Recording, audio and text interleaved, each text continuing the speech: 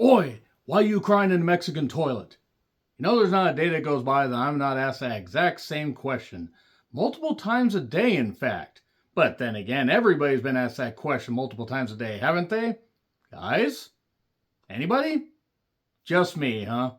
Well, okay, enough about that. I'm John Rant with my review of AEW Dynamite from the Pearl Necklace Concert Theater in Las Vegas, Nevada.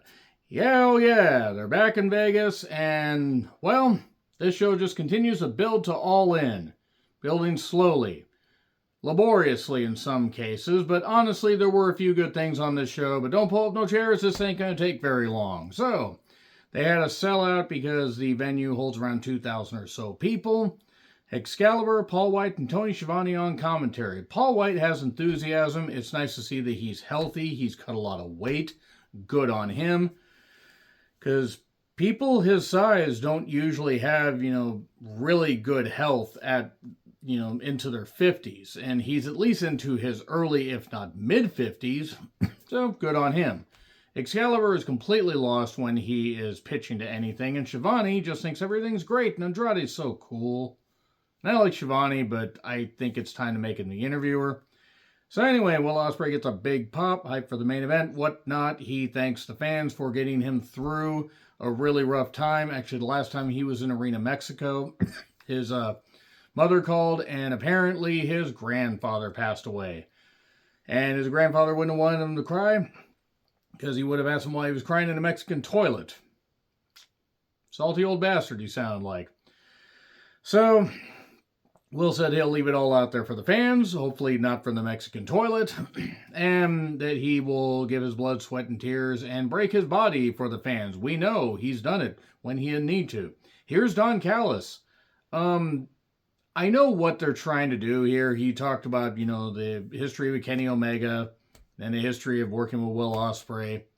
The problem is that I just don't buy Don Callis as any kind of legit manager. He's not a puppet master. He's actually about as successful as the Puppet Master franchise, which none of those movies are any good. Sorry to any of the Puppet Master fans out there, all 5 of you. But there we go. So the Don Callis family came out at some point, including Trent and Rocky. And Rocky, at least, is beneficial as far as his connections to Mexico. Why is Trent there?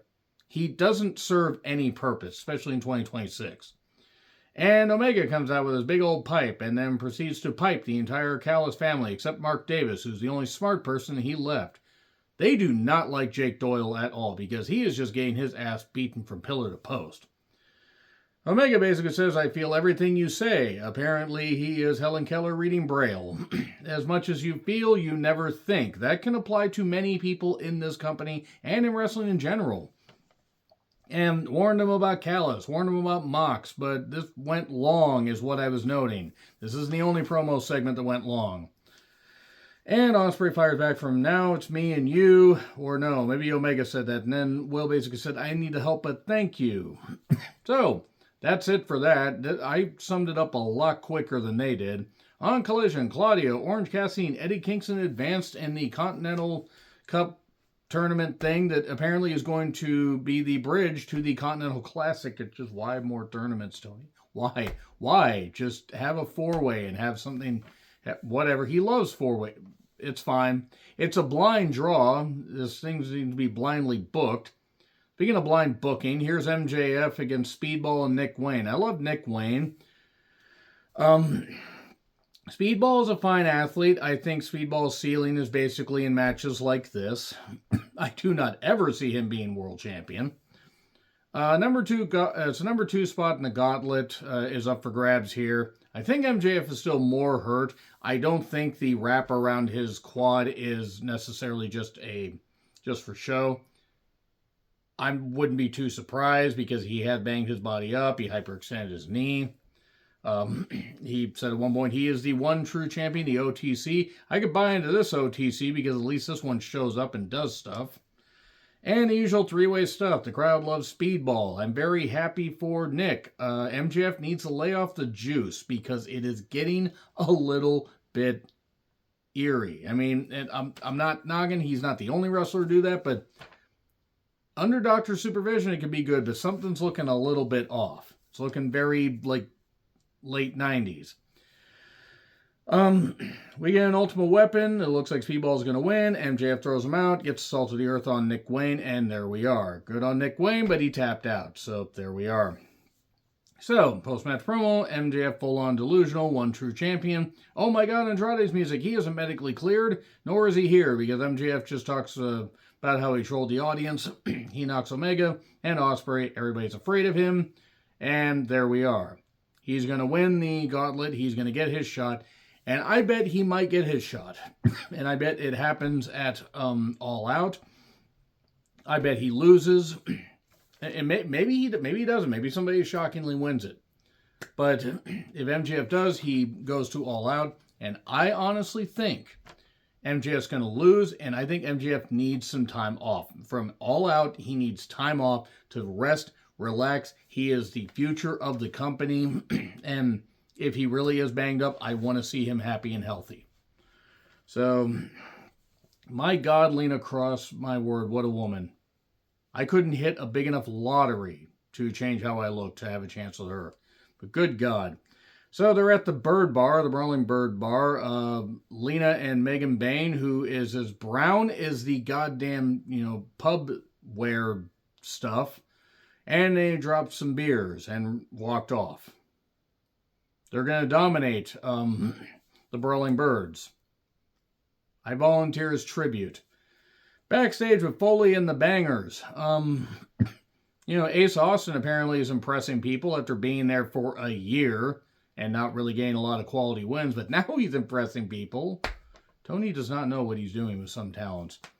So, Jay White took on David Finlay. This match has history, and going so far back to the days of the Bullet Club, when the Bullet Club was just a husk of what it was.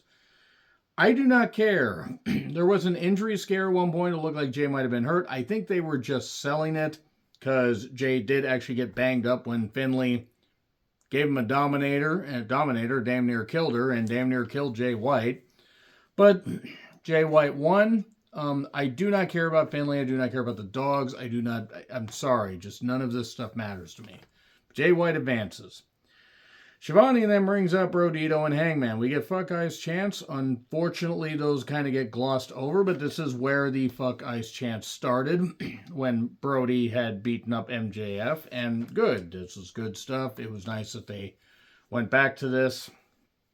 And there we are. So, good. By the way, fuck Ice, fuck Trump, fuck everybody that seems to think that Ice is doing a good job. They're not. They're unqualified dipshits that are bigots and morons that are going for the wrong people because they are working for a criminal piece of shit that is trying to level every bit of democracy left in this country.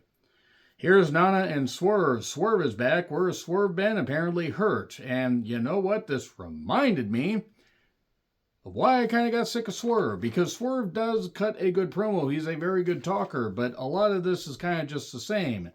3 people that he's had issues with. He's gone to war with Brody. He's gone to war with Hangman. I forgot that he faced Bandito. And so they're out there.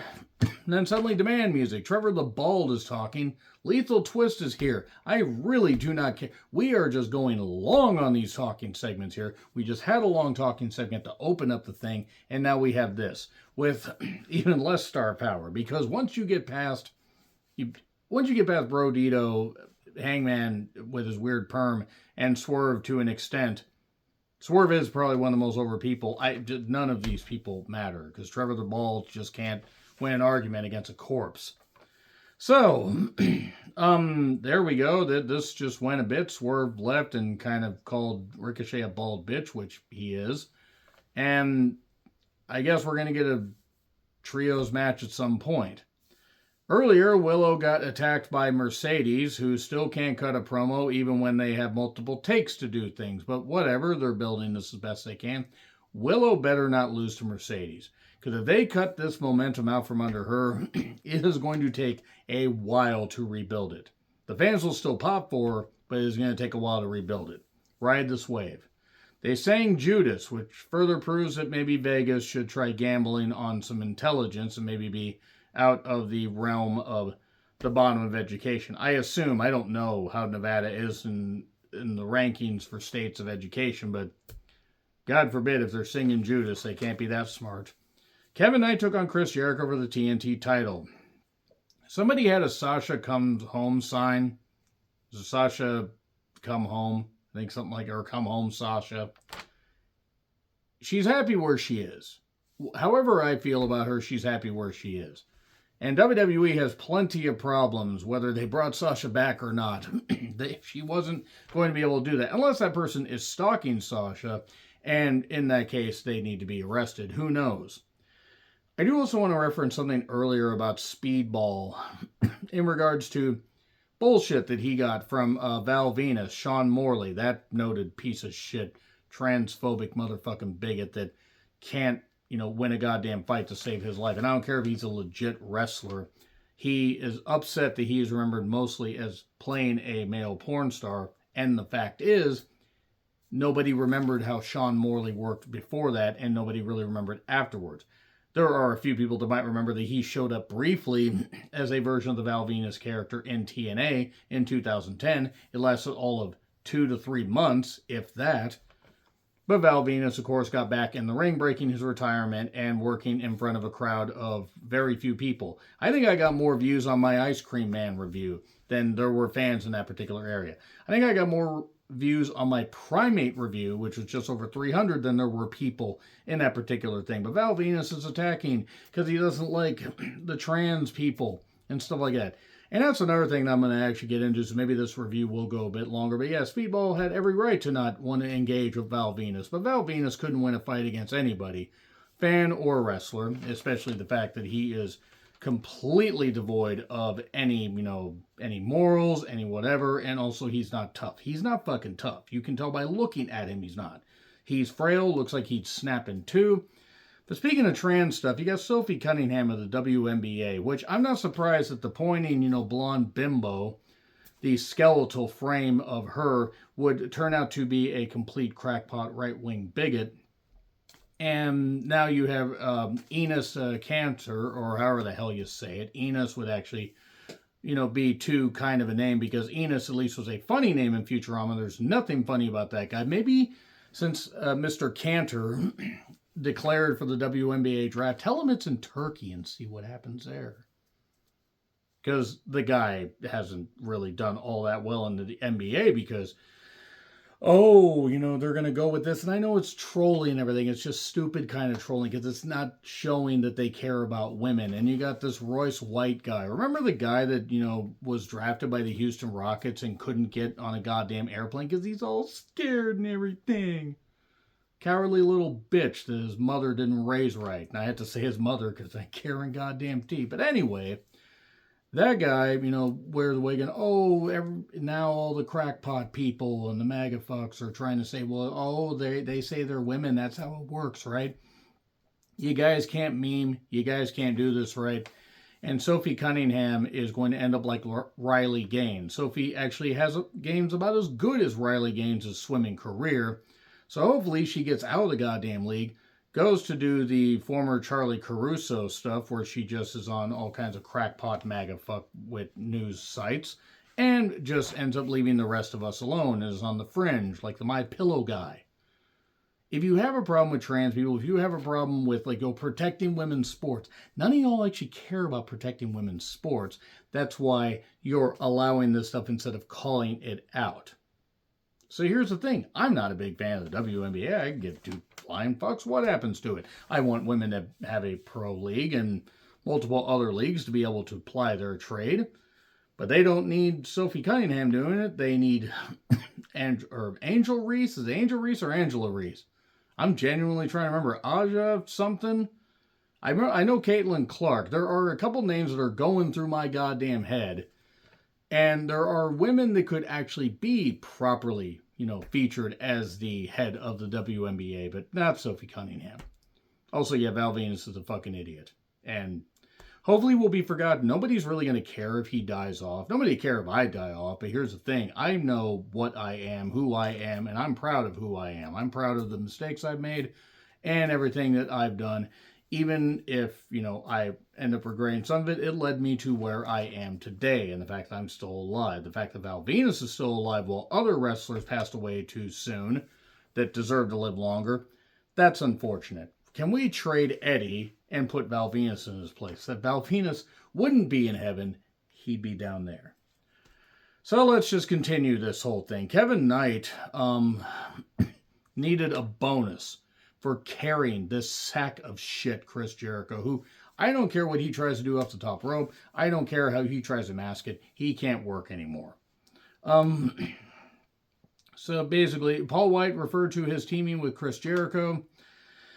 We get an in-ref collision, low blow, crash landing, gets the win. And yeah, the Death Riders are talking. Why on God's green earth are these uncircumcised string bean pods named Wheeler Yuta and Daniel Garcia still here? And I know Daniel Garcia survived a car accident where it didn't seem like he'd ever walk again. And I'm glad he's able to walk again.